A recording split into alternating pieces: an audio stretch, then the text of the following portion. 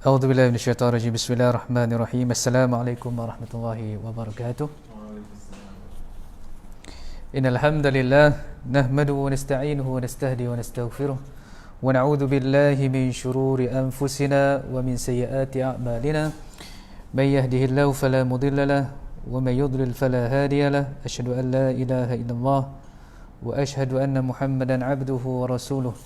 Allahumma ij'alil Qur'ana rabi'a qulubina ونور صدورنا وذهاب همومنا وجلاء أحزاننا اللهم ارحمنا بالقرآن واجعله لنا إماما ونورا وهدى ورحمة وذكرنا منه ما نسينا وعلمنا منه ما جهلنا وارزقنا تلاوته آناء الليل وأطراف النهار واجعله لنا حجة يا رب العالمين أما بعد. Alhamdulillah, tuan-tuan dan juga puan-puan yang berada di Tadabbur Center dan juga mengikuti program kita secara live di laman FB Tadabbur Center. Hari ini kita nak berbicara tentang satu topik secara tematik yang berkaitan dengan dialog dalam Al-Quran bagi melihat dan juga mencari ibrah yang tersembunyi di sebalik dialog-dialog ini. Ini adalah salah satu bentuk cara kita melihat ayat-ayat Al-Quran, melihat dari sudut tema tertentu di dalam Al-Quran. Jadi dalam Al-Quran banyak sangat tema-tema yang boleh kita keluarkan, yang boleh kita lihat, yang boleh kita kaji, yang kita boleh analisis. Moga-moga dengan kita membuat analisis ini akan mendekatkan diri kita dengan Allah Subhanahu Wa Taala, dan pada masa yang sama untuk kita melihat, memahami satu ayat yang dibaca itu secara lebih mendalam. Jadi berbicara tentang apa yang disebutkan sebagai dialog. Seperti yang kita tahu, dialog ini adalah percakapan antara dua individu yang berlangsung menerusi pertukaran percakapan dalam bentuk tertentu. Ini yang kita faham dari sudut dialog. Percakapan di antara sekurang-kurangnya dua individu ataupun dua pihak. Okey, ini adalah salah satu bentuk komunikasi. Okey. Cuma hari ini kita ingin melihat hiwar ini ataupun dialog ini dalam bentuk paparan di dalam Al-Quran. Bagaimanakah bentuknya? Dan kita nak belajar teknik-teknik dialog ini untuk kita aplikasikan ke dalam kehidupan seharian kita. Okey. Jadi sebelum kita melihat dengan lebih lanjut tentang teknik-teknik ini dan juga prinsipal ataupun prinsip-prinsip dialog di dalam Al-Quran ini, kita nak melihat terlebih dahulu perkataan hiwar. Hiwar ni maksudnya dialog lah. Hiwar yang disebutkan di dalam Al-Quran. Bagi tuan-tuan dan puan yang ada Quran, boleh bersama-sama dengan saya untuk melihat ayat-ayat yang kita akan bincangkan. Okey, jadi perkataan hiwar yang pertama terdapat pada surah Al-Insyiqaq ayat ke-14. Surah Al-Insyiqaq ayat ke-14, Allah Ta'ala berfirman, innahu dhanna an lan yahur. Sesungguhnya dia menyangka bahawa dia tidak sekali-kali akan kembali kepada kami untuk menerima balasan. Jadi perkataan hiwar datang dalam bentuk kata kerja, iaitu yahur. Okey, yahur. Okey, datang dalam bentuk kata kerja. Ini perkataan hiwar yang terdapat di dalam surah Al-Insyiqaq. Kita beralih ke surah yang lain yang mempunyai perkaitan ataupun perkataan hiwar yang datang dalam pelbagai bentuk. Seperti mana yang saya sebutkan sebentar tadi, pada surah Al-Insyiqaq perkataan hiwar datang dalam bentuk kata kerja. Pada surah Al-Kahf ayat ke-34, firman Allah Subhanahu wa taala, wa kana lahu thamarun faqala li sahibihi wa huwa yuhawiruhu ana aktharu minka malan wa a'azzu nafara. Ayuh lihat pada perkataan yuhawiruh, juga datang dalam bentuk kata kerja. Kan tadi saya sebut perkataan hiwar, ha, waw, alif, ra. Sekarang ia datang dalam bentuk kata kerja, yuhawiruhu. Okey, boleh? Okey, itu ayat yang kedua. Ayat yang ketiga juga pada surah Al-Kahf pada ayat yang ke-37, Allah Ta'ala berfirman, qala lahu sahibuhu wa huwa yuhawiruhu ila akhiril ayat. Juga perkataan yuhawiruhu datang dalam bentuk kata kerja. Jadi kalau belajar bahasa Arab dia ada pembahagian, satu isim, satu fi'il. Ini kita kategorikan di bawah fi'il, iaitu kata kerja. Okey, jadi sudah 3 ayat yang ada kaitan dengan hiwar datang dalam bentuk kata kerja. Yang pertama tadi surah Al-Insyiqaq, yang kedua surah Al-Kahf, yang ketiga juga dari surah Al-Kahf.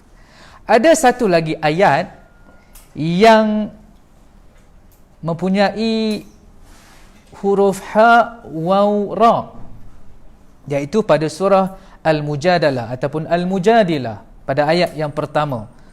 Okey, wa tashtaki ila Allahi wallahu yasma'u tahawurakuma. Perkataan tahawurakuma itu sekarang datang dalam bentuk kata nama. Okey, ada berapa kata kerja tadi saya sebutkan? Ada 3 kata kerja. Ada berapa kata nama? Hanya 1 kata nama yang terdapat di dalam Al-Quran yang mempunyai perkaitan dengan perkataan hiwar. Now, kita nak cuba faham kenapa yang banyaknya adalah dalam bentuk kata kerja berbanding kata nama. Okay. This is Islam. Islam bukan agama teori. Islam adalah agama praktikal. Sebab itulah perkataan yang membawa maksud hiwar itu datang dalam bentuk kata kerja lebih banyak daripada kata nama. Ini rahsia di sebalik kenapa disebutkan perkataan hiwar itu datang dalam bentuk kata kerja berbanding lebih banyak berbanding dengan kata nama. Maksudnya bila kita berdialog dengan anak, dengan kawan-kawan, sesama masyarakat, maka praktikal dialog yang betul perlu kita aplikasikan ke dalam kehidupan seharian kita. Sebab apa? Ramai orang belajar tentang cara-cara dialog yang betul, tetapi tidak ramai yang boleh buat cara ataupun menggunakan dialog yang betul. Berapa ramai yang datang ke kelas-kelas pengajian, tapi berapa ramai yang boleh mengamalkan apa yang dia belajar. That's why Quran bawa perkataan hiwar ini dalam bentuk kata kerja lebih banyak daripada kata nama, nak memberikan gambaran kepada kita bahawa tuntutan dalam Islam itu praktikalnya lebih penting daripada teori. Amal itu sangat-sangat dituntut apabila kita mempelajari sesuatu ilmu. Sebab itulah di dalam Al-Quran, khususnya pada surah Al-Fatihah, okay, tuan-tuan dan puan boleh tengok segmen yang pertama pada surah Al-Fatihah dan kemudian segmen yang kedua pada surah Al-Fatihah. Segmen pertama Allah Ta'ala menjelaskan tentang kata nama. Alhamdulillahirrabbilalamin, Ar-Rahmanir-Rahim, Maliki Yaumiddin. Betul? Semua itu kata nama. Tetapi pada section yang seterusnya, iyyaka na'budu, kami sembah, itu kata kerja. Itu merujuk kepada amalan. Maksudnya Islam adalah satu agama yang membawa ilmu dan pada masa yang sama perlu juga kita terjemahkan ilmu tersebut ke dalam bentuk pengamalan kita. Jadi tuan-tuan, mari ke sini nak faham tentang dialog ini, bukan sekadar kita dengar pada hari ini, lepas tu kita balik, kita tak buat apa-apa. Maka tuntutan Al-Quran, amal itu perkara yang penting. Sebab apa? Sebab iman saja tidak disusuli dengan amal, maka ilmu itu akan jadi sia-sia. Sebab tu kita kena selalu berdoa, ya Allah, jadikanlah aku orang yang sentiasa beramal dengan ilmu yang aku pelajari. Tuan-tuan kena ingat, bila kita mari ke kelas-kelas, jangan sekadar kita memuaskan akal kita. Masuk kan? Aku tahu itu, aku tahu ni, aku tahu tu, aku tahu ni. Tetapi perlu dikaitkan juga dengan spiritual kita dalam bentuk amalan. Maka ilmu yang sekadar ilmu saja, ramai orang boleh belajar. Tapi ramai orang yang tidak boleh mengaplikasikan ilmu yang dipelajari. Tuan-tuan boleh tengok bagaimana kemusnahan kaum Yahudi. Satu golongan yang diberikan ilmu kitab kepada mereka. Tetapi mereka tergolong dalam satu golongan yang dinamakan sebagai Al-Maghdub. Mereka yang dimurkai sebab apa? Mereka punya ilmu, mereka punya kitab, tetapi mereka tidak beramal dengan ilmu dan juga kitab yang mereka ada itu. Jadi jangan kita tergolong di dalam golongan seperti ini. Moga-moga Allah Ta'ala memberikan kita hidayah dan menjauhi kita daripada golongan seperti ini. Jadi tuan-tuan dan puan sekalian, seperti yang saya sebutkan tadi, jenis perkataan yang merangkumi maksud hiwar ini ada 4 tempat. 3 tempat datang dalam bentuk kata kerja, 1 tempat yang datang dalam bentuk kata nama. Jadi kalau saya tanya, berapa kali perkataan hiwar ada dalam Quran? Ada 4 kali. 3 kali datang dalam bentuk kata kerja, sekali datang dalam bentuk kata nama. Jadi apa yang boleh kita belajar daripada jenis perkataan ini? Kita buat kesimpulan bahawa Islam bukan sekadar agama yang mementingkan ilmu, tetapi Islam juga adalah agama yang membawa ilmu dan turut dipakejkan dalam bentuk amal. Maka ini adalah tuntutan Islam, tuntutan Al-Quran kepada kita. Maka sebab itulah ada orang kata, itulah saya tak nak jadi hipokrit, jadi saya tak buat apa-apa dan saya masih kekal dalam keadaan saya yang lama. Dalam Islam kita ada satu konsep untuk kita mengamalkan ilmu yang kita ada itu, dinamakan sebagai mujahadah. Lawan diri. Nak beramal memang susah. Jadi kena lawan diri kita, cuba beramal untuk berbuat sesuatu. Sebagai contoh, kan, nak buat solat tahajud sebelum solat subuh, mungkin awal tu susah. Kita pun tadabbur surah Ya ayyuhal muzammil, Ya ayyuhal muddathir. Kita tadabbur, kita datang kelas. Tapi berat sangat nak bangun pagi, nak mengadap tangan, nak angkat tangan. Ya Allah, berikanlah aku hidayah. Maka ini mujahadah itu perlu kita abadikan, kita serapkan dalam diri kita. Moga-moga dengan ilmu yang kita ada itu akan berikan kekuatan kepada kita. Sebab itu hidayah dia bukan datang dalam bentuk petunjuk saja, tapi hidayah datang dalam bentuk pakej sekali dengan kekuatan untuk melakukan, mengamalkan apa yang ingin kita lakukan. Baik. Pendekatan dialog. Seperti yang saya sebut tadi, takrifan dialog adalah perbicaraan di antara dua individu, betul? Tetapi di dalam Al-Quran ada dialog yang berbentuk sehala dan ada dialog yang berbentuk dua hala. Dua hala ni okey, kita faham. Maksudnya di antara dua pihak berlaku perbualan, berlaku percakapan. Bagaimana dengan perbualan ataupun hiwar dalam bentuk sehala? Sehala bermaksud ia datang daripada sebelah pihak. Sebelah pihak lagi hanya mendengar tanpa memberikan respon. Itu maksudnya. Ada yang memberikan kata-kata, yang berkata-kata, tetapi satu pihak lagi hanya mendiamkan diri. Dan di dalam Al-Quran Allah Ta'ala tidak menyatakan dialog orang yang seorang lagi. Kita tahu audiens ada dua kat situ. Satu yang berbicara, satu yang mendengar. Tapi yang mendengar ini tidak respon kepada orang yang bertutur itu. Kita akan tengok sebentar lagi contoh jenis hiwar yang sebegini. Baik. Tuan-tuan selalu tak baca surah Luqman? Surah Luqman ni cerita pasal apa?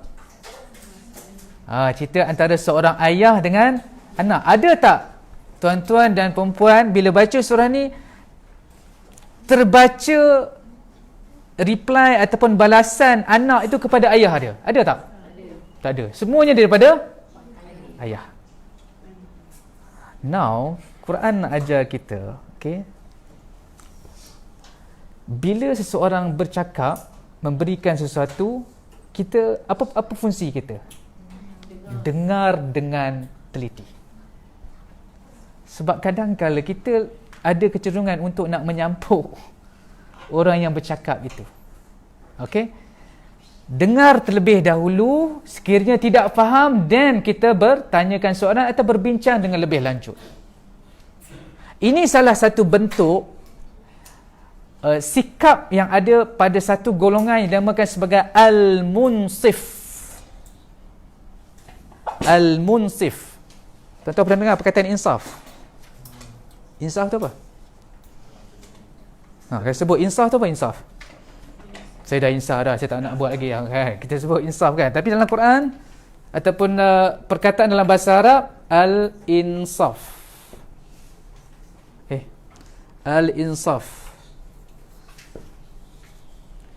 Apa maksud al-insaf? Al-insaf maksudnya al-adlu. Ini berbicara tentang bagaimana kalau kita berhadapan dengan orang yang kita nak bercakap dengannya, dengan orang yang kita nak berjidal dengannya, maka perlu ada satu istilah yang kita namakan sebagai al-munsif. Al-munsif adalah orang yang adil ketika berbincang. Apa maksud adil? Contoh. Katakan tuan kan. Tuan tak puas hati dengan saya. Contoh, kita kerja sekali, kan? Bila masuk dalam mesyuarat, saya bagi pandangan. Ataupun tuan bagi pandangan. Apa kecenderungan yang saya akan cakap? Ni pandangan ni tak betul ni. Walaupun apa yang disebutkan itu adalah, nampak tak? Kecenderungan itu sebab apa? Kita melihat batang tubuhnya, tetapi kita tidak melihat apakah konten yang ingin dicakapkan. Sebabkan kita ada masalah dengan dia, kita menolak segala percakapan dia. Maka kita tidak menjadi orang yang munsif, orang yang adil. Contoh, adik-adik yang di universiti mesyuarat kan, selalu tak bergaduh dalam mesyuarat? Selalu. Katakan kita tak suka dengan seorang tu, apa idea yang dia bawa dalam kepala kita semua, sebenarnya tak betul tu. Kita belum jadi seorang yang munsif. Orang yang munsif bagaimana? Walaupun dia ada masalah dengan kita, tetapi kita dengar terlebih dahulu apa yang ingin dibicarakan. Dan inilah yang dibawa oleh dalam surah Luqman. Supaya kita mendengar terlebih dahulu, jangan judge terlebih dahulu. Kita masalah kita suka judge orang, lalu kita menutup hati kita daripada mendengar. Boleh faham maksud saya? Jadi kena adil dalam menilai. Baik. Sebagai contoh, di dalam surah Luqman, apabila Luqman berbicara terhadap anaknya, menasihati anaknya supaya yang pertamanya, la tusyrik billah, jangan mensyirikkan Allah. Luqman memulakan nasihat kepada anaknya dengan mengaitkannya dengan siapa? Dengan Allah. This is asas of tarbiyatul aulad, pendidikan anak-anak. Maka pendidikan anak-anak perlu bermula dengan kenalkan mereka kepada Allah dalam kapasiti umur mereka. Mungkin kita tak boleh terangkan yang benda yang besar-besar, tetapi benda yang simple-simple yang boleh mereka faham. Lalu Luqman menerangkan, memulakan nasihatnya dengan la tusyrik billah. Okay, saya tak nak tadabbur secara detail tentang surah Luqman. Kita bicara tentang dialog, okey? Lihat, selepas Luqman berkata kepada anaknya, jangan kamu syirik kepada Allah, apa ayat seterusnya? Apa ayat seterusnya? Wa wassaynal insana biwalidayhi hamalathu ummuhu wahnan ala wahnin wa fisaluhu fi 'amain an ishkur li wa liwalidayka ilayyal masir. Apa maksudnya kat situ? Nasihat tentang apa tu? Tentang peranan ibu bapa. Cerita pasal Tuhan, baru bawa cerita pasal manusia. Tengok ayat yang seterusnya. Wa in jahadaka ala an tusyrika bima laysa laka bihi ilm. Sekali lagi. Cerita pasal apa? an tusyrika bi ma laysa laka bihi ilmun fala tuti'huma. Sekali lagi akidah dibawa, disuntik elemen akidah ke dalam diri anak-anak. Selepas itu apa katanya? Ayat ke-16. Ya bunayya innaha in takum mithqala habbatin min khardal fatakum fi sakh ila akhiril ayat. Sekali lagi bawa cerita pasal Tuhan. Kemudian Allah Ta'ala penama Luqman menyebut ya bunayya aqimis solah. Baru cerita pasal solat. Kemudian wala tusa'ir qaddaka linnas wala tamshi fil ardi maraha. Okey, maksudnya sekarang hubungan dengan siapa? Tadi solat hubungan dengan Allah. Sekarang ini bila cerita tentang wala tusa'ir qaddaka linnas, ayat ke-18, dan janganlah kamu memalingkan wajahmu daripada manusia kerana sombong. Sekarang cerita pasal siapa? Hubungan dengan siapa? Manusia. Tadi cerita pasal Allah, cerita pasal ibu bapa. Solat, lepas tu hubungan dengan manusia. Mulakan dengan Allah, kemudian bila kita faham Allah, kita tahu siapa Allah, maka mudah untuk kita bawa anak-anak kita memahami tentang hubungan sesama manusia. Waqsid fi mashyika waghdud min sautik inna ankaral aswati la sawtul hamir. Ini juga hubungan dengan Allah. Jadi sebagai cara kita nak tadabbur, cara kita melihat dialog dalam Quran ni, cuba kita draw. Tengok ayat Quran tu, cuba kita buat macam ni. Tadi bercerita tentang iman kan? Jangan syirik kepada Allah, kan? Jangan syirik kepada Allah. Itu semua cerita pasal iman. Iman itu hak siapa? Hak Allah. Maka kemudian ya bunayya aqimis solah. Barulah cerita pasal amal, iaitu menunaikan solat. Dan selepas itu barulah cerita tentang hak manusia. Wala tusa'ir qaddaka linnas wala tamshi fil ardi maraha. Ini antara perkara yang boleh kita bawa keluar daripada dialog-dialog yang ada dalam Al-Quran. Ia perlukan analisis, perlu kita memandang secara teliti. Sebab dalam buku-buku tidak ada disebutkan secara spesifik. Okey, ayat-ayat ni okey, dia punya bentuknya macam ni. Tak, kita kena melihat dengan teliti satu persatu. Jadi hari ini sebenarnya analisis dialog ni sebenarnya bersiri. Ini adalah siri yang pertama, sebab kalau nak terangkan secara detail pada satu hari tidak akan mencukupi. Kita akan buat beberapa siri. Hari ini sekadar mukaddimah sebagai satu asas bagaimana untuk kita melihat dialog-dialog yang terdapat di dalam Al-Quran. Boleh? Itu dialog dari sudut berapa hala? Sahala. Sahala bukan bermaksud tidak ada audience yang mendengar apa yang dituturkan, tetapi audience itu sekadar mendengar tanpa menuturkan atau membalas apa yang dilafazkan kepadanya. Baik, yang keduanya adalah dua hala. Secara soal jawab, respon antara dua pihak. Ini kita boleh lihat dalam Al-Quran. Respon. Seorang cakap, seorang lagi respon.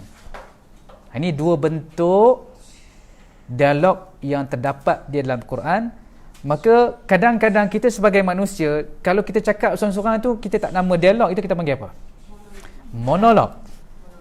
Okey, tapi hari ini kita berbicara tentang dialog. Jadi dialog sepatutnya ada dua pihak yang bercakap. Jadi kalau baca ayat tu nampak macam satu pihak je bercakap, itu bukan monolog. Tetapi orang yang satu lagi itu tidak bercakap tetapi sekadar mendengar. Okey? Baik. Maka hiwar ataupun dialog dalam Quran ini, kita boleh lihat dialog di antara Allah dengan makhluk dan juga makhluk dengan makhluk. Nanti baca Quran, tengok nanti pembahagian ni. Dialog antara Allah dengan makhluk dan juga sesama makhluk. Baik. Ada berapa jenis dialog? Dua. Yang pertama, sahala. Yang kedua, dua hala. Jadi pendekatan hiwar ada berapa? Allah dengan makhluk. Satu lagi, makhluk dengan makhluk. Dan Quran juga ada dialog binatang. Itu kita kategorikan sebagai makhluk. Baik. Kita tengok contoh. Okey. Ini antara Allah dengan iblis. Tuan-tuan boleh buka surah Sad ayat 75. Qala ya iblisu ma mana'aka an tasjuda lima khalaqtu biyadai astakbarta am kunta minal 'alin. Ini situasinya ketika mana Nabi Adam AS diciptakan di dalam syurga, maka Allah Ta'ala minta iblis untuk tunduk sujud kepada siapa? Kepada Nabi Adam AS. Okey? Tetapi malangnya iblis tak mahu untuk tunduk sujud kepada Nabi Adam AS. Now kita tengok sekarang ni, ini ayat siapa ni? Qala ya iblis ma mana'aka an tasjud. Ini ayat siapa ni? Allah. Sekarang kita tengok apa respon iblis kepada Allah. Apa kata iblis? Qala ana khairum min khalaqtani min nari wa khalaqtahu min tin. Apa kata iblis? Aku lebih baik daripadanya. Engkau menciptakan daku dari api, sedangkan dia engkau ciptakan dari tanah. Okey, ini dialog antara siapa? Allah dengan iblis. Okey, letak sekejap dialog ni. Sekejap lagi kita buat analisis. Sekarang kita tengok dialog antara Allah dan juga Nabi Adam AS. Surah Al-A'raf ayat 19. Wa ya Adam uskun anta wa zawjukal jannah fakula min haitsu syi'tuma wa la taqraba hadhihi asy-syajarata fatakuna minaz zalimin.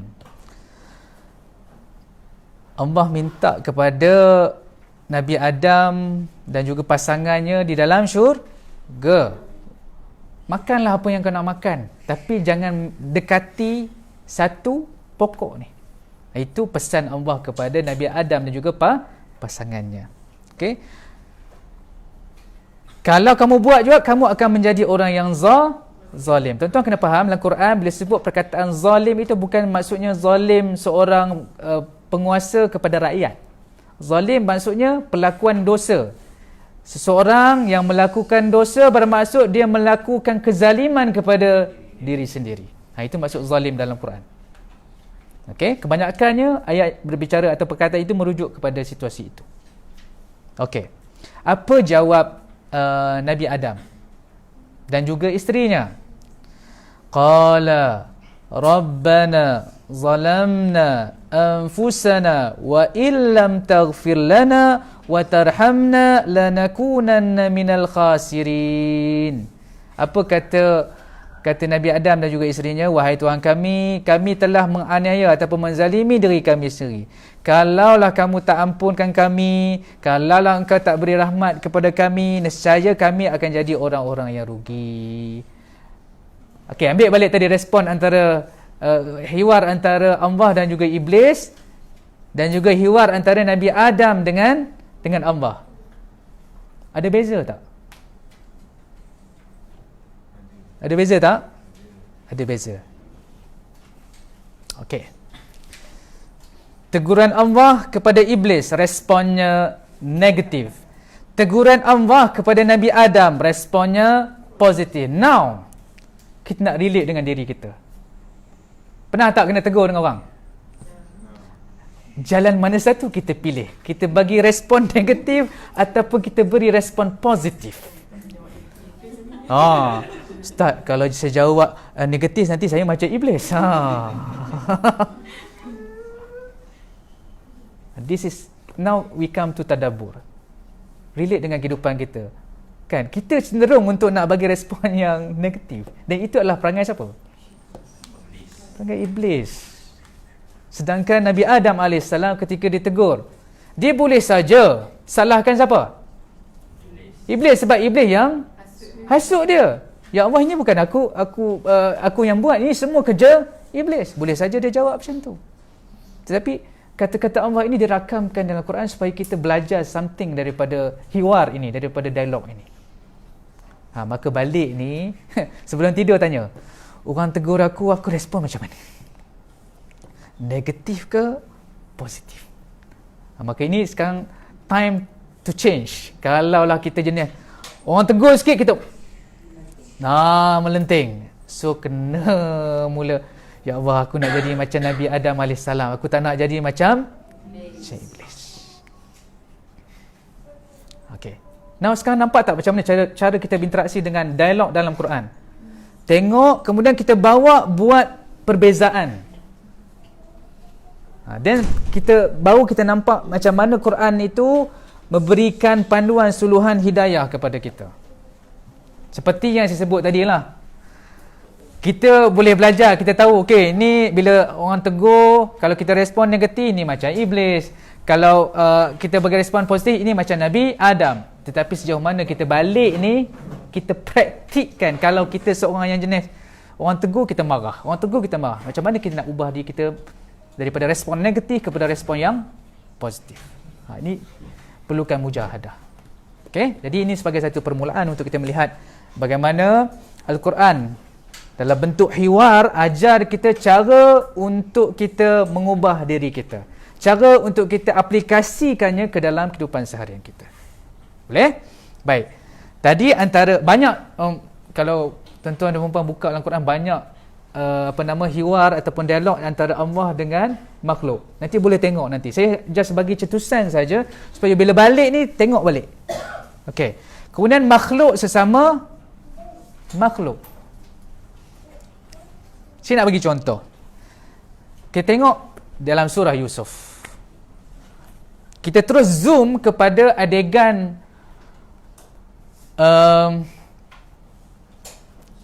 Imra'atul Aziz ataupun dinamakan sebagai Zulaikha yang menggoda Nabi Yusuf alaihi salam.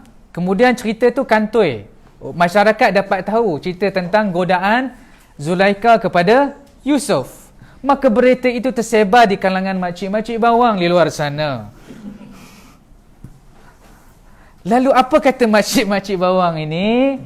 Wa qala niswatun fil Madinah. Okey, untuk makluman, makcik-makcik bawang ni bukan makcik-makcik yang kelas yang biasa-biasa. Ini semuanya waf, menteri-menteri yang ada kedudukan dalam masyarakat. Ini semua datin-datin ini.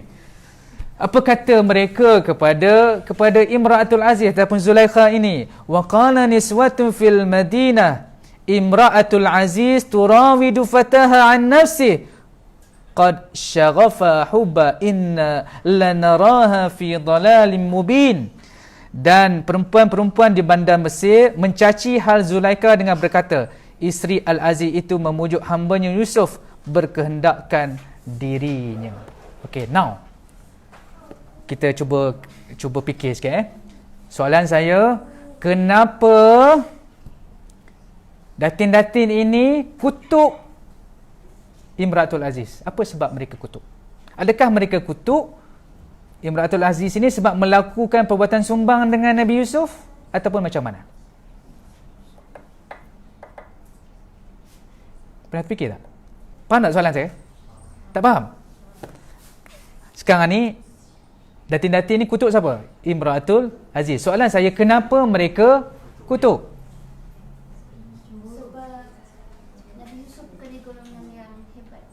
Yeah, tuan-tuan boleh dapat puan boleh dapat PhD lepas ni. Okey. Dia bukan kutuk pelakuan yang jahat itu. Tapi yang dikutuknya sebab apa? Nabi Yusuf tidak setaraf dengan mereka. Apa, come on lah, kan? Ini hamba. Nak buat-buatlah dengan yang ada kelas sikit. Nampak? Dia bukan fokus kepada itu. Lalu mereka mengatakan apa? Inna lanaraha fi dhalalin mubin. Dhalal ni maksudnya apa? Sesat. Apa takrifan sesat dalam kepala datin-datin ni sekarang?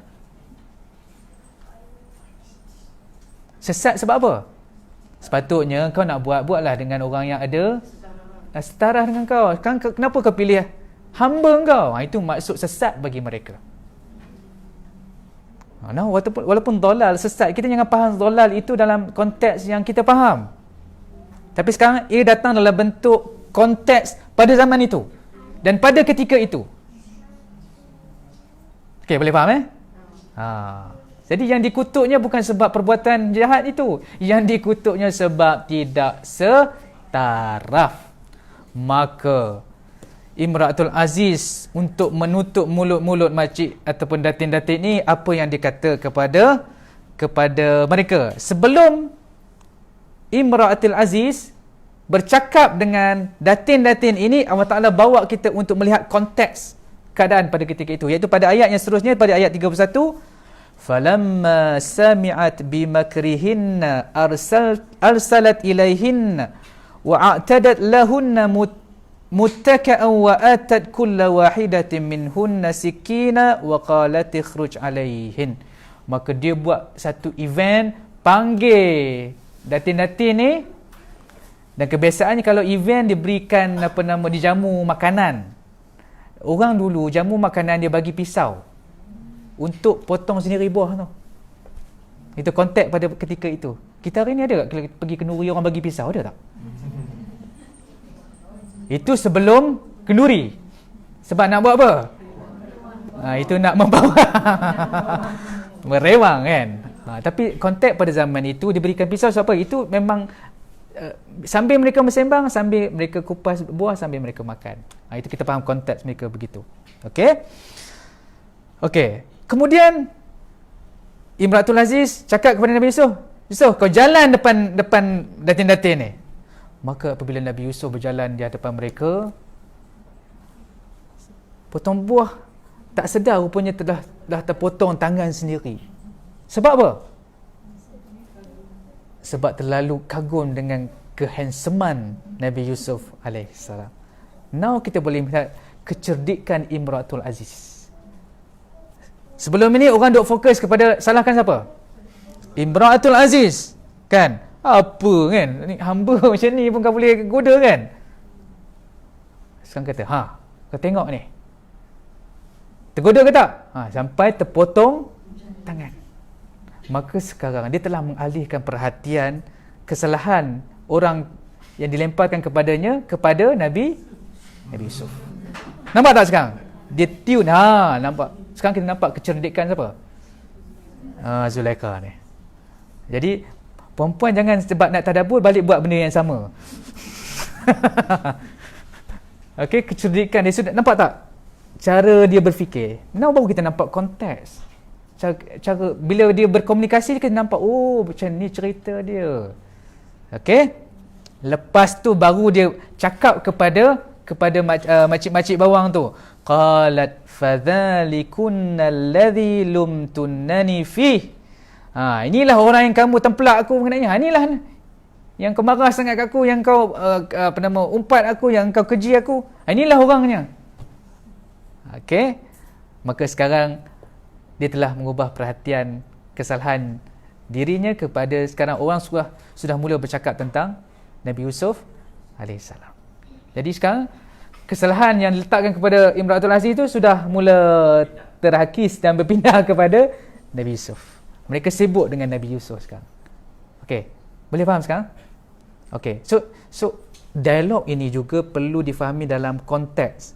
Dan konteks macam mana kita nak faham, tengok perkataan-perkataan yang digunakan. Sebab itu dialog akan bawa kita ke, macam kita tengok movie. Dia akan bawa kita ke penceritaan yang sebegitu. Okey? Sebab itu saya suka membaca kitab karangan Sayyid Qutb, At-Taswirul Fanni. At-Taswirul Fanni. Dalam kitab ini dia menceritakan bagaimana Al-Quran membawa kita seolah-olah kita melihat satu movie yang hebat.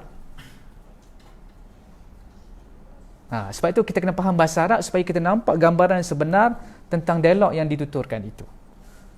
Okey? Saya tak pasti buku itu telah dicemahkan belum, tapi di bahasa dia agak sedikit tinggi untuk difahami. Dia tulis dalam bahasa Arab. Okey, boleh? Okey.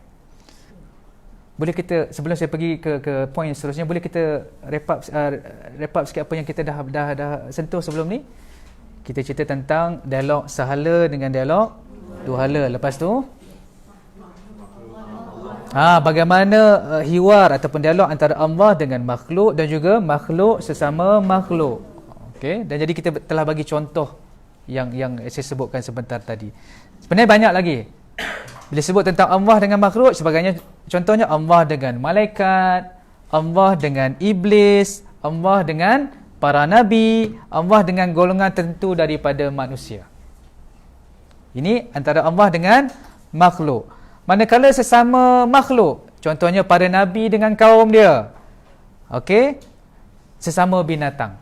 Tuan-tuan boleh tengok macam mana dialog di antara kaum Nabi Lut bersama dengan Nabi Lut alaihi salam. Nabi Lut kan terkenal dengan kisah apa? Orang lelaki yang suka kepada lelaki. Oh, LGBT. Hari ni kita nak faham lagi senang LGBT lah. Tapi secara ni kita kata homoseksual lah. Sebab lelaki suka kepada lelaki, perempuan suka kepada perempuan.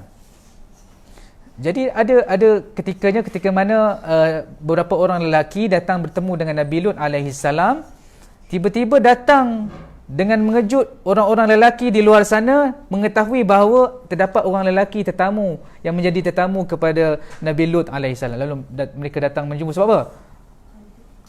Nak sangat lelaki ni. Sebab apa? Suka kepada lelaki. Ini cerita panjang lah. Nanti kita boleh lihat secara detail nanti bila kita tadabbur surah yang berkaitan dengan Nabi Lut dan juga Nabi Nuh alaihi salam. Baik. Boleh tuan-tuan? Kalau tengok dalam surah An-Naml, surah Semut, dan juga surah banyak, kebiasaannya binatang ni banyak ketika zaman Nabi Sulaiman alaihi salam. Banyak cerita pasal binatang, burung hud, banyak lagi. Okey? Kita boleh lihat secara ni bila kita tadabbur ni kita tengoklah nanti. Cuma hari ni saya kata ini adalah siri yang pertama. Sekadar pencetus nak memahami apakah itu dialog dalam Al-Quran. Okey. Adakah Allah akan bagi kesimpulan pelajaran ke dia suruh kita fikir sendiri, Ustaz? Kebanyakan ayat Allah Ta'ala tak bagi kesimpulan. So siapa yang kena berfikir? Kita yang berfikir sendiri. Contoh Nabi Lut alaihissalam. Okey, Nabi Lut bukanlah daripada golongan ataupun kaum Sodom. Dia bukan daripada golongan itu, kaum itu. Dia datang dari tempat lain ke tempat itu dan melihat penyakit ini sudah lama bersarang dalam masyarakat pada ketika itu. Dan apa yang kita boleh faham, bila ada seseorang datang, bukan seorang, sekelompok masyarakat datang kepada Nabi Lut, dia kata dia halau Nabi Lut keluar. Okey, now kita nak cuba faham. Biasanya siapa yang boleh halau orang keluar? Satu, tuan rumah, lagi apa? Pemerintah. Maksudnya orang yang ada kuasa. Apa kesimpulannya? Penyakit ini juga turut menjangkiti golongan pemerintah. Dalam tu tak ada kesimpulan, tapi kita kena faham dari sudut perkataan-perkataan yang digunakan. Sebab itu jadi mereka diturunkan azab ke atas mereka. Sebab apa? Pemimpin pun dah terjebak. That's why kita di Malaysia ni kena perangi sebelum ia menjangkiti orang yang berada di atas, yang memegang tampuk pemerintahan. Okey, dia kena ingat berinteraksi dengan golongan LGBT ni, satu, kita kutuk sekeras-kerasnya perbuatan mereka. Dakwah cerita berbeza. Ada orang campur sekali. Dia kata kutuk tau, sepatutnya kau janganlah kutuk dia, janganlah. Kita kutuk perbuatan itu. Dari sudut dakwah itu cerita lain. Masyarakat sekarang dia campur sekali dan nampak macam so nak jumpa macam seolah-olah kita macam mengiktiraf apa yang mereka lakukan. So ni cerita panjang lah kan. Baik, boleh kita teruskan? Baik. Sekarang saya nak masuk kepada teori sikit. Okay.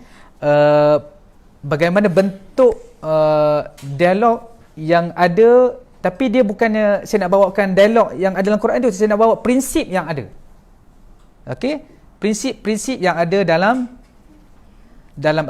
prinsip dialog yang ada dalam Quran dan bagaimana kita aplikasikan dalam kehidupan kita. Jadi sebagai permulaan kita nak faham objektif dialog yang pertamanya adalah untuk menzahirkan hak-hak yang disokong berdasarkan bukti dan dalil, itu yang pertama. Yang keduanya adalah memahami dan bertoleransi dalam mencari jalan penyelesaian. Yang ketiga, meningkatkan keterampilan peribadi. Ni macam tadi lah, macam Imratul Aziz Zulaikha tadi. Sebab dia nak tingkatkan dia punya, nak betulkan dia punya image, maka dia cuba alihkan perhatian. Memahami tamadun, memperbetulkan persepsi dan juga menyelesaikan pertelingkahan. Ini antara objektif dialog secara umumnya, dan saya yakin banyak lagi objektif yang ada. Ini antara yang saya keluarkan pada hari ini. Kita boleh bincang lagi pada sesi yang akan datang. Ini antara perkara yang boleh kita bawa pulang hari ini untuk kita memahami bahawa dialog ini ada objektifnya yang tersendiri. Okay? Now, kita nak masuk kepada prinsip dialog. Ada 3 perkara utama apabila kita berbicara tentang dialog. Yang pertamanya, tujuan ataupun niat dialog tersebut. Yang keduanya, sikap. Satu, sikap orang yang menyampaikan dialog. Satu lagi, orang yang mendengar apa yang disampaikan kepadanya. Itu sikap. Dan yang ketiga adalah kemahiran.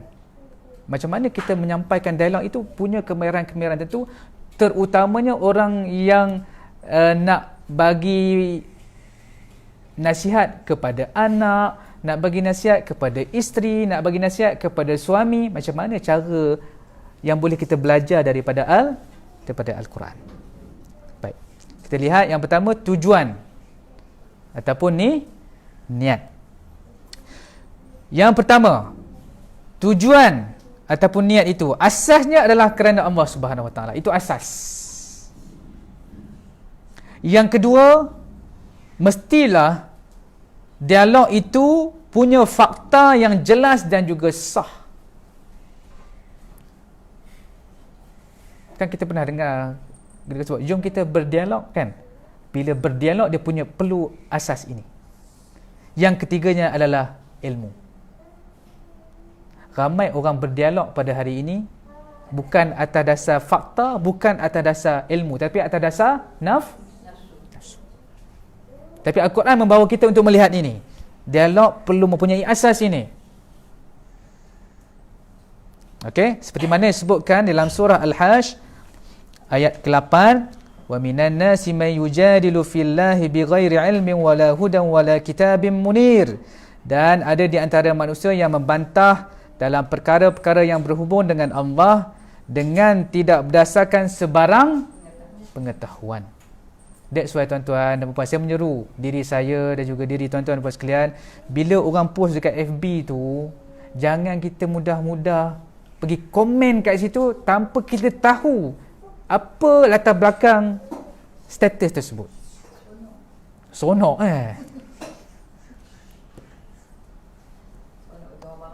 sonok bagi orang marah. Kita duk cucuk-cucuk lagi, kan? Diam tidak semestinya kalah. Diam itu tandanya hikmah. Okay? So, ini realiti yang berlaku sekarang dekat FB, dekat social media, dekat Instagram dan sebagainya. Jadi, perkara-perkara beginilah. Kita bicarakan itu, berbincang itu atas soal apa? Okay? Kemudian,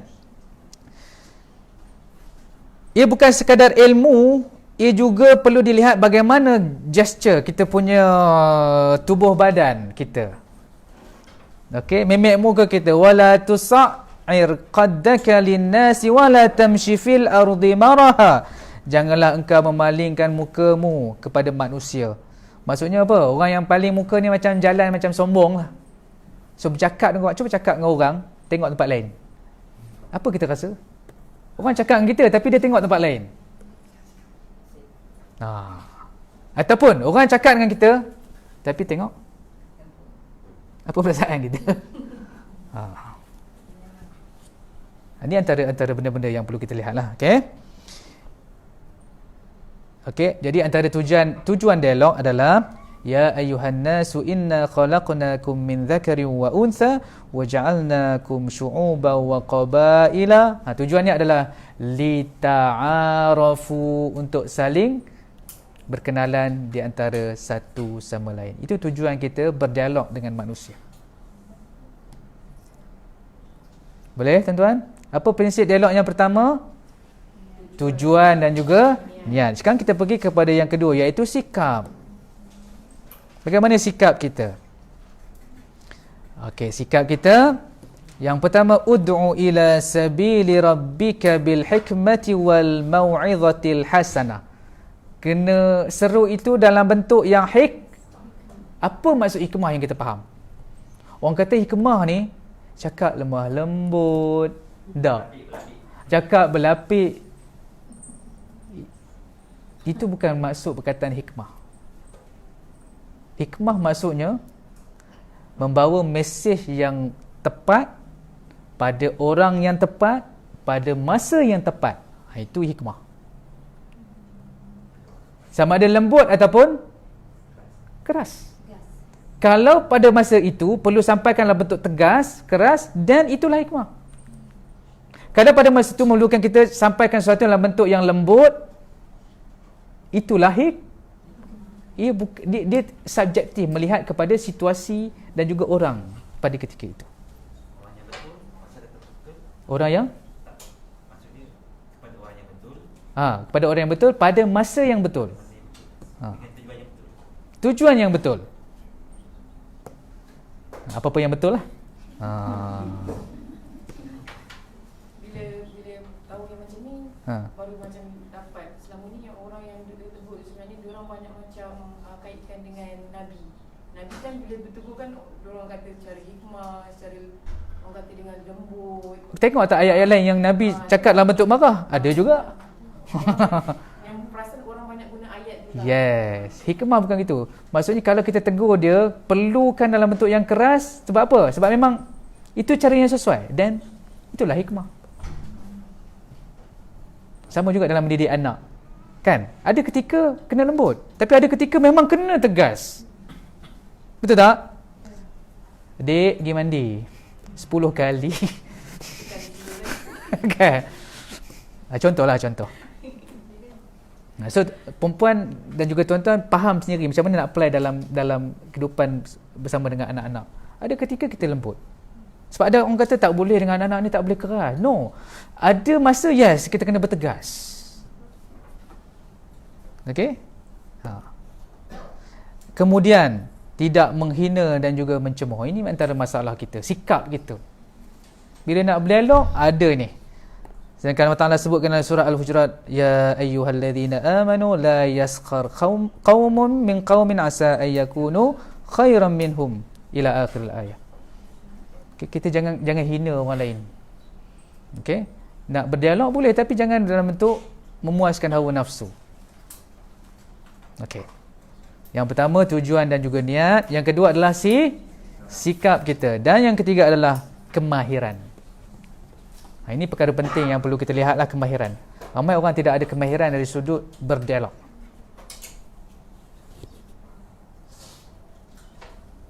Okey, apakah kemahiran-kemahiran? Yang pertamanya yang disebutkan sebagai qaulan sadida. Qaulan sadida, tuan-tuan boleh tengok ayat dalam surah An-Nisa ayat ke-9. Falyattaqullaha wal yaqulu qaulan sadida. Apa maksud qaulan sadida? Kata-kata yang betul dan menepati kebenaran.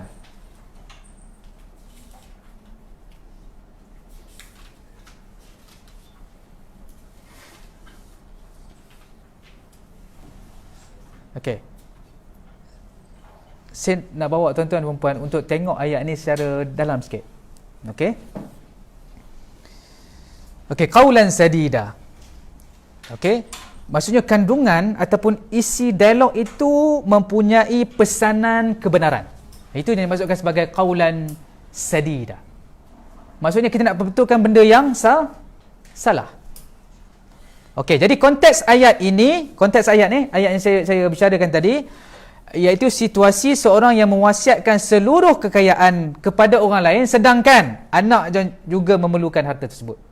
Dia ada anak. Sepatutnya wasiat turut dia bagikan kepada anak dia, tetapi dia tak bagi kepada anak, dia bagi kepada orang lain. Maka perlu ada seorang yang menyatakan kebenaran. Sepatutnya dia perlukan wasiat kepada anak dia juga.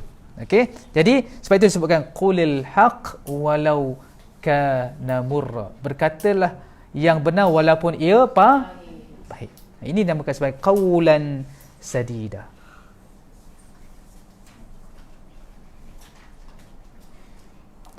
Ini situasi yang berlaku dalam rumah tangga kita hari ini. Anak-anak yang dah membesar. Ibu bapa kadang-kadang sukar untuk nak tegur anak-anak yang dah membesar ni. Walaupun kita tahu mereka melakukan perbuatan yang salah.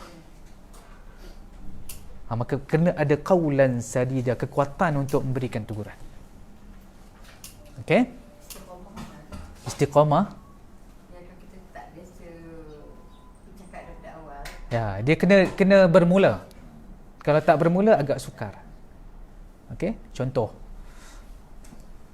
Dalam mungkin salah kita masa mereka kecil, kita tak didik mereka untuk jaga solat. Jadi apabila mereka membesar, kita nampak bila balik kampung tak solat. Macam mana kita nak menegur? Kalau tidak ada qaulan sadida. Kita tahu itu salah. Tapi adakah kita sekadar mendiamkan diri ataupun kita menggunakan ini? Qaulan sadida. Boleh? Okey? Itu kemahiran yang pertama. Kemahiran yang kedua adalah qaulan ma'rufa. Qaulan ma'rufa, iaitu kata-kata yang baik dan sopan.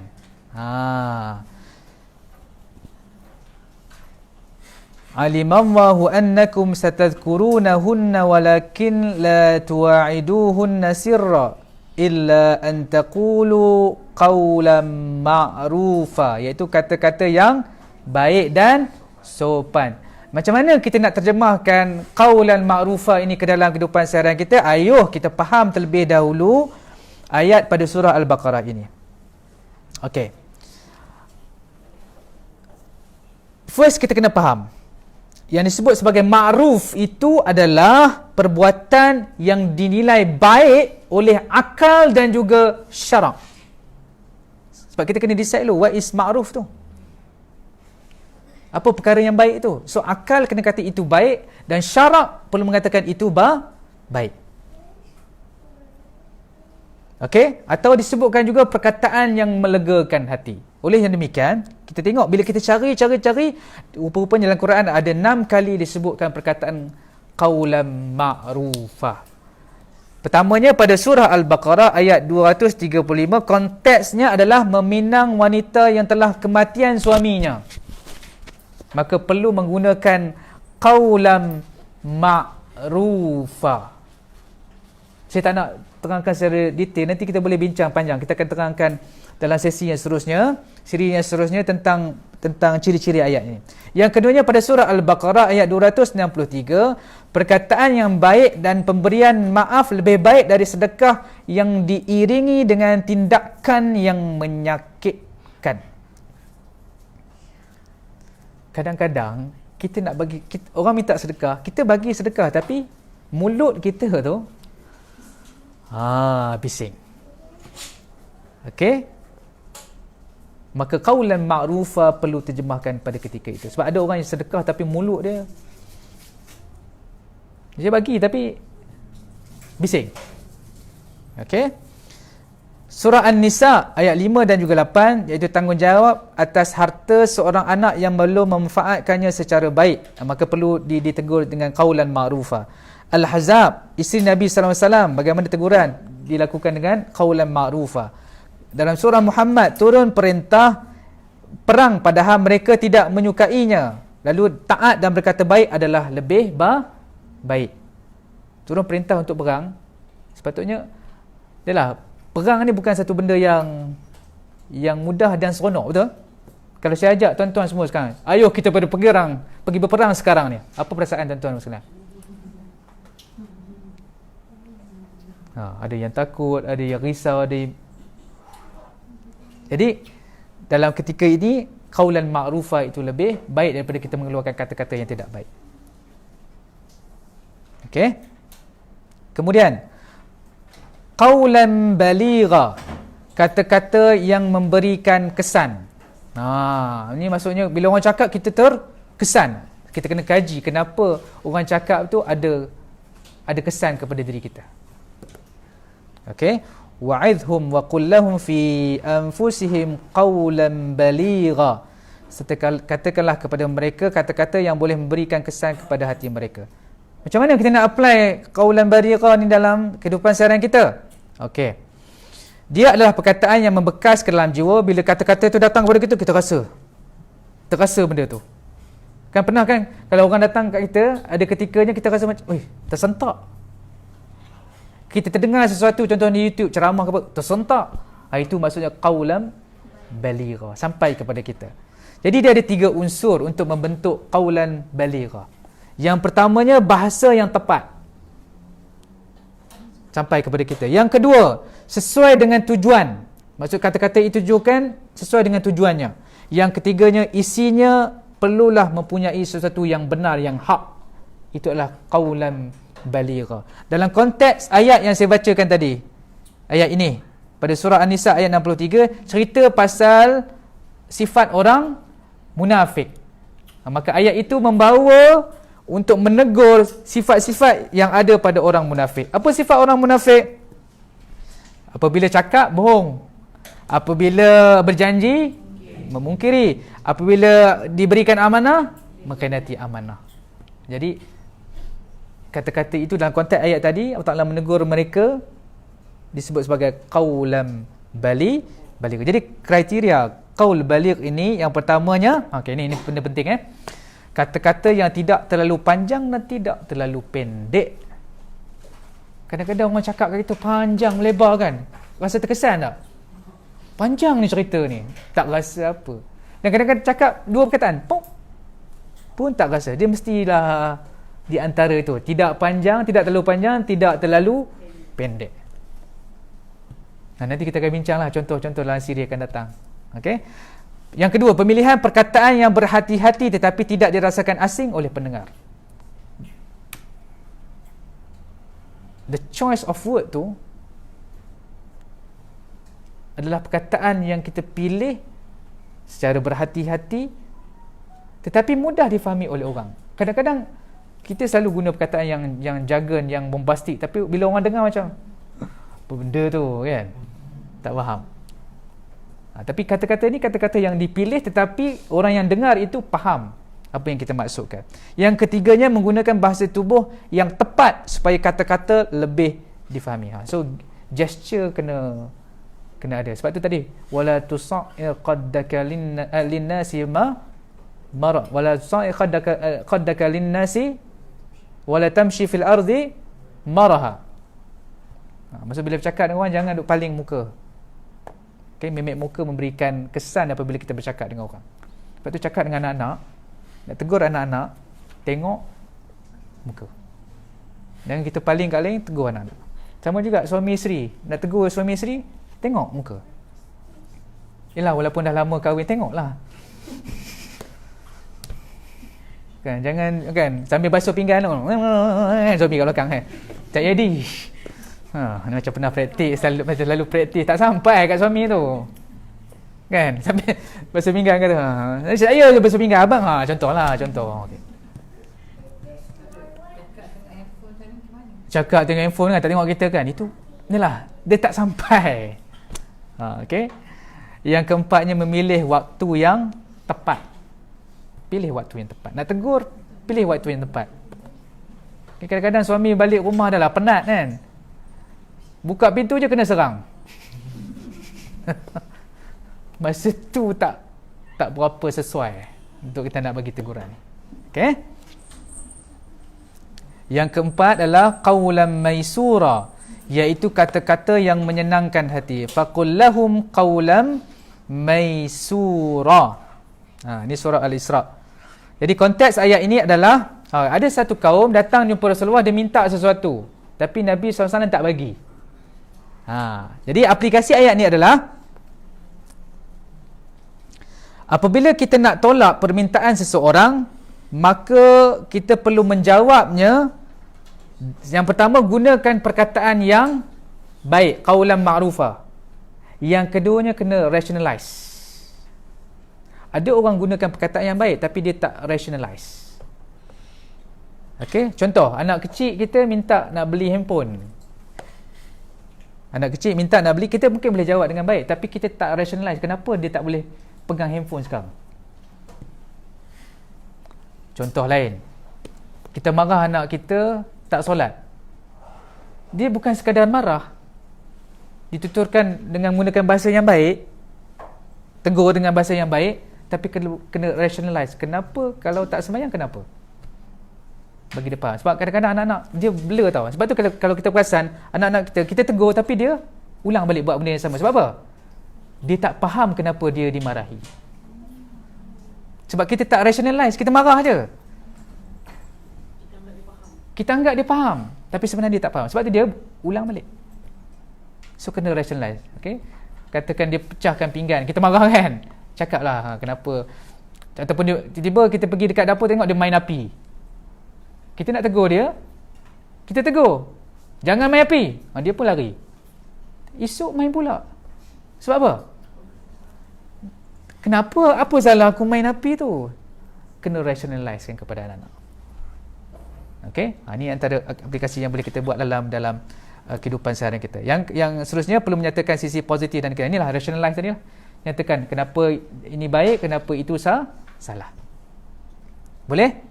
Sudah ada berapa dah? Sekarang ni kemahiran. Yang pertama qaulan sadida. Yang kedua qaulan ma'rufa. Yang ketiga qaulan baligha. Yang keempat qaulan maisura. Yang kelima ni nasihat. Okey. Qaulan layyina. Kata-kata yang lemah lembut. Dia ada kata-kata yang sadida tu mungkin keras sikit kan. Tapi ada keadaan perlu menggunakan qaulan layyina yang lembut. Faqula lahu qaulan layyinan la'allahu yatadhakkaru aw yakhsha. Okey, konteks ni kepada siapa? Konteks Nabi Musa dan juga Nabi Harun ketika diperintahkan untuk berhadapan dengan Firaun. Lalu mereka menggunakan qaulan layyina. Kata-kata yang lembut. Sebab apa? Kita tahu karakter Firaun tu memang apa? Keras. Dia kena ingat kadang-kadang ada ketika mungkin kalau nak tegur kawan kita dia jenis keras kan. Kita keduk anggap keras mesti balas dengan keras punya baru boleh jalan kan. Tak juga. Ada ketika kata-kata lembut tu menusuk ke dalam diri dia. Ini dilakukan oleh Nabi Musa dan juga Nabi Harun. Walaupun kita tahu, kita kena ingat usaha kita perlu dilakukan secara terbaik. Tetapi outputnya jangan kita terlalu fikirkan. Maksud apa? Faham maksud saya? Firaun adakah dia beriman? Tak. Tapi melakukan dakwah itu lakukan yang terbaik. Okey.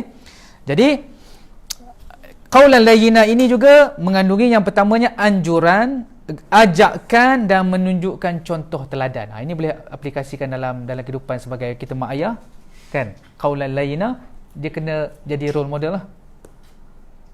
Nak ajak anak-anak solat, nak ajak anak baca Quran, kita pun tak baca Quran tapi suruh anak baca Quran. Contoh, okey. Kemudian meyakinkan pendengar apa yang disampaikan adalah benar dan rasional. Gini antara perkara yang qaulan layyina itu, nak membawa dalam situasi yang harmoni, okey, dan mereka faham perkara tersebut. Dan yang ketiganya tidak merendahkan dan mengejek pandangan orang yang diajak berbicara. Okay, jadi konteks ayat yang sebutkan tadi, audiennya siapa? Yang pertama, orang yang mempunyai karakter yang agak keras. Yang keduanya, seorang yang telah berjasa kepada kita. Firaun berjasa tak kepada Nabi Musa? Dia jaga daripada kecil. So kita kena ingat tu. Jangan ingat masa kisah Firaun Nabi Musa dah besar. Masa kecil Firaun yang menjaganya. Maka perlu ada juga sense of macam kata-kata yang lembut supaya apa? Ada sedikit perasaan yang boleh menggoncang jiwa Firaun itu. Okey, yang keenam, qaulan karima, iaitu kata-kata yang mulia. Okey. Wa qul lahumā qaulan karima, katakanlah kepada mereka perkataan yang mulia. Ini kata kepada siapa ni? Wa qul lahumā qaulan karima, kata kepada siapa? Kepada kedua ibu bapa. So konteks qaulan karima adalah kata-kata yang diucapkan kepada seseorang yang lebih, bukan tu lah orang marah, lebih senior daripada kita, lebih berumur daripada kita, maka perlu menggunakan qaulan karima. Okey. Okey. Jadi konteks ayat ni adalah berinteraksi dengan kedua ibu bapa. Allah mulakan dengan perintah untuk menyembah Allah, kemudian berbuat baik kepada ibu bapa. Jadi aplikasinya, okey, sekarang ni tadi kita duk bicara tentang tanggungjawab anak kepada ibu bapa, ibu bapa kepada anak-anak. Sekarang ni anak kepada ibu bapa. Okey, jadi contoh anak yang nak menasihati ibu bapa yang melakukan kesilapan. Macam mana nak tegur? Mungkin ada situasi sekarang yang mungkin mak ayah tak solat. Macam mana nak tegur? So salah satunya adalah menggunakan qaulan karima. Okey. Yang pertama, tidak menyinggung perasaan. Yang kedua, mempunyai rasa hormat. Seperti yang disebutkan tadi, digunakan untuk orang yang lebih dewasa dari penutur. Ini cara kita aplikasikan qaulan karima. Dan yang terakhir adalah intonasi penyampaian yang sesuai. Nak bercakap dengan orang kena tengok intonasi. Orang Kedah cakap mungkin nampak macam kasar. Sebenarnya dia memang itu cara dia bercakap. Ada orang Kedah kat sini? Orang utara ada tak? Ada? Dia pasal pun lolak. Lolak apa? Kasarnya. Ada orang Melaka sini, Melaka. Kan, orang Melaka kita dengar macam, kasar yang cakap kan. Itu cara dia. So, intonasi mempengaruhi cara dialog yang kita lontarkan itu sama ada kesan ataupun tidak. Jadi, kalau dengan kawan-kawan, cuba pilih intonasi yang berbeza. Okay? Sebagai ibu bapa, nak tegur anak, pilih intonasi yang berbeza berdasarkan kepada situasi yang berbeza. Okay, jadi sebagai kesimpulannya, saya buat begini untuk kita mudah faham. Daripada pengucap kepada penerima, kita nak sampaikan sesuatu message. Dan kita perlu melalui satu yang dinamakan sebagai perantaraan ataupun medium. Maka ini antara perkara yang boleh kita apply. Sama ada kita menggunakan qaulan sadida, qaulan ma'rufa, qaulan layyina, qaulan karima. Apa yang tinggal tu? Qaulan maysura tertinggal kat situ. Okey? Ataupun kalau kita nak tengok qaulan baligha, ia mestilah bagaimana pengucap itu bertutur, apakah mesej yang diucapkan dan apakah medium yang digunakan, akhirnya akan mewujudkan kesan kepada penerima itu. Okey. Jadi untuk siri yang akan datang, kita akan berbahas secara spesifik tentang tadi 6 jenis qaulan tadi. Ini hari ini sebagai mukadimah. Okey, untuk siri akan datang kita akan bahaskan qaulan sadida macam mana dalam Quran, dialog yang ada dalam Quran. Jadi kita nak bincang. Qaulan ma'rufah macam mana dialog yang ada dalam Quran. Jadi sekadar pembuka untuk kita memahami konsep-konsep asas yang kita sebutkan tentang dialog dalam Al-Quran. Saya buka kepada soalan kalau ada soalan. Okey, sebelum tu kita ulang baliklah. Prinsip dialog ada berapa? 3. Yang pertama, tujuan. Yang kedua, sikap. Yang 3, kemahiran. Kemahiran ada berapa? 7. Yang pertama, qaulan sadida. Yang kedua, qaulan ma'rufa. Yang ketiga, qaulan baligha. Yang keempat, qaulan maysura. Yang kelima, qaulan layyina. Yang keenam, qaulan karima. Yang ketujuh, intonasi. Okey, intonasi. So mungkin hari ni kita nampak macam asas sangat yang qaulan-qaulan tu, tapi kita akan menyambung perbincangan kita dalam siri-siri yang seterusnya. Saya akan bawa contoh-contoh daripada Al-Quran, dialog-dialog yang digunakan bagi mewakili setiap qaulan-qaulan tadi. Jadi kita boleh belajar dengan lebih spesifik dan kita boleh lihat contoh-contoh yang lebih dekat. Okey, ada soalan?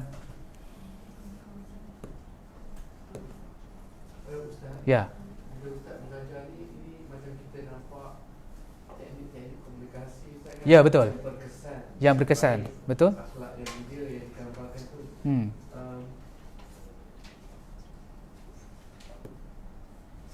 Adakah di situ wujud nilai-nilai yang kita kena apply untuk macam untuk dakwah atau untuk ke boleh di-apply untuk macam-macam Ustaz? Dalam management, dalam apa? Di dalam banyak perkara. Apa-apa yang melibatkan komunikasi, dakwah libat komunikasi. Management pun melibatkan komunikasi. Tarbiyatul aulad, pendidikan anak-anak melibatkan komunikasi. Communication is everywhere. So boleh kita apply tapi mengikut konteks yang betul lah. Management konteks yang berbeza dengan pendidikan anak. So cara apply tu berbeza. Tapi konsepnya sama. Soalan lain? Ya.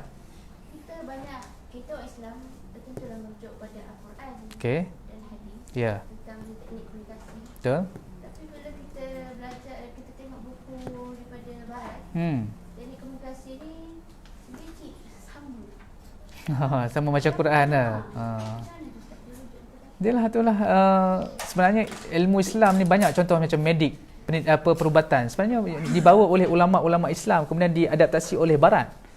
Saya tak pastilah ilmu komunikasi ni sama ada sejarah yang mereka belajar daripada ulama-ulama Islam, saya tak pasti. Tapi kita lihat ada persamaan di situ, betul? So itulah kita lihat Quran lebih dekat dengan kita. So selagi apa yang dibawa oleh barat tu tidak bercanggah dengan Quran, we can follow, kita boleh ikut, tak ada masalah. Tapi kalau kita melihat kerangka Al-Quran, mungkin ada persamaan. Ada soalan lain? Saya nak tanya, tuan-tuan perempuan boleh faham ke? Saya takut saya terlalu akademik, takut mengajar dekat universiti. Cik Zul? Okey ya? Okey. Takut orang kata, ustaz ni mengajar macam kat universiti kan?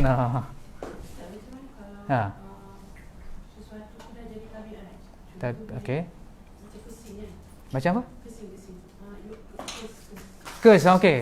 Apa bahasa Melayu kita kata kes ni macam sumpah, menyumpah. Okey. Maksudnya bila sesuatu yang berlaku tu macam spontan, dia akan ataupun nak menunjukkan kemarahan ke, nak sampaikan mesej yang dia tengah marah, so mesti dengan cara kata-kata kesan baru dia rasa mesej tu sampai. Oh, okey. Dia tu dah jadi macam Mendarah daging.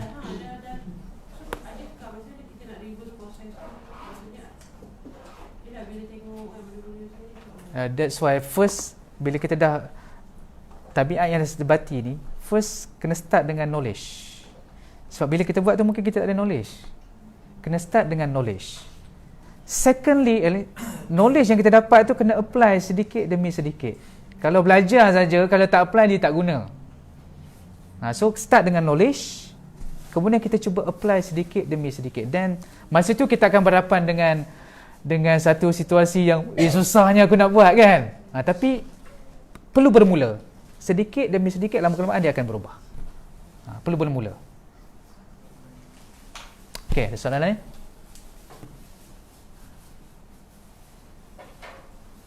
Ustaz, Ya. apabila seseorang tu dia bermula pakai mengamalkan apa yang teknik-teknik yang baik begini yang Allah sebut dalam Al-Quran pada Al-Quran, orang-orang yang begitu dipanggil sebagai apa? Adakah istilah ulul albab lebih tepat ke, atau term yang Allah gunakan menggambarkan hikmah macam ni macam mana? Tidak sebut secara spesifik. Tidak Sebut secara spesifik. Okey, cuma ia terkandung di dalam satu yang dinamakan sebagai yang sebutkan tadi, orang yang beriman dan juga beramal. So percaya apa? Kita percaya ini adalah kalam Tuhan, okay? Dan dia apply dalam amalan kita, dan itu adalah orang yang mukmin yang dikatakan ahli syurga, yang mengikut apa yang di Quran suruh dan meninggalkan apa yang Quran larang. So ini bentuk tidak spesifik, tapi sifat-sifat ini ada dalam ulul albab. Dia bukan ini saja ulul albab, tapi sifat ni ada dalam ulul albab. Dan juga kualiti seorang pendakwah, sebab cerita ni pasal para nabi terdahulu, antara teknik yang mereka gunakan dalam menyampaikan dakwah. Dan seperti yang kita mula awal tadi kan, cerita bagaimana Luqman berbicara dengan anak itu, ibu apa dengan anak pula. Okey. Kata balaghah tu macam mana? Macam mana? Balaghah. Balaghah. Bahasa Kaulan balighah ke balaghah ni? Balaghah. Okey, balaghah tu banyak sangat dia punya components. Antaranya adalah disebutkan sebagai tashbih. Tashbih ni ataupun lamsal, perumpamaan sebagai contohnya. Ini seperti itu banyak balaghah ni. Nak berbicara tentang bahasa Arab ni. So part yang mana yang puan masukkan? Dia besar, dia sangat besar. Qaulan balighah cerita yang lain. Cerita yang berbeza. Okey, sebab salah satu sifat Nabi adalah apa? Sidik, amanah, tabligh. Itu dia tu qaulan balighah tu.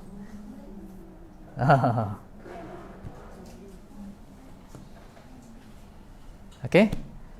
Moga-moga ada kebaikan kepada perkongsian pada hari ini. InsyaAllah kita akan bersambung pada bulan yang seterusnya. Kita akan melihat satu persatu contoh-contoh daripada Al-Quran berkaitan dengan aqwal ataupun qaul-qaul yang disebutkan tadi. Moga-moga dengan kita berbincang seperti ini, kita boleh terjemahkan ke dalam kehidupan seharian kita, sama ada kita sebagai ibu bapa, suami, isteri, pelajar dan sebagainya, maka ia relevan untuk semua orang. Okey. Jadi untuk itu saya tangguhkan majlis kita pada malam ini, dan mohon maaf sekiranya ada kasar ataupun salah bahasa dari sudut yang datang daripada diri saya.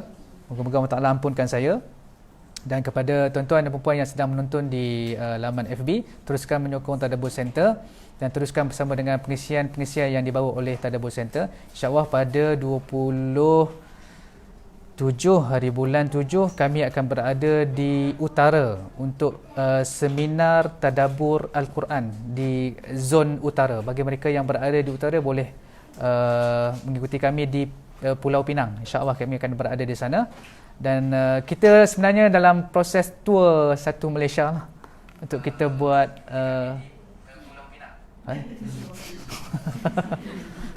okey. Tapi nampak di mana? Di mana? Saya pun tak ingat dah.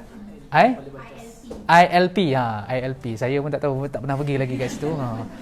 Okey. Kedua itu saja. Assalamualaikum warahmatullahi wabarakatuh.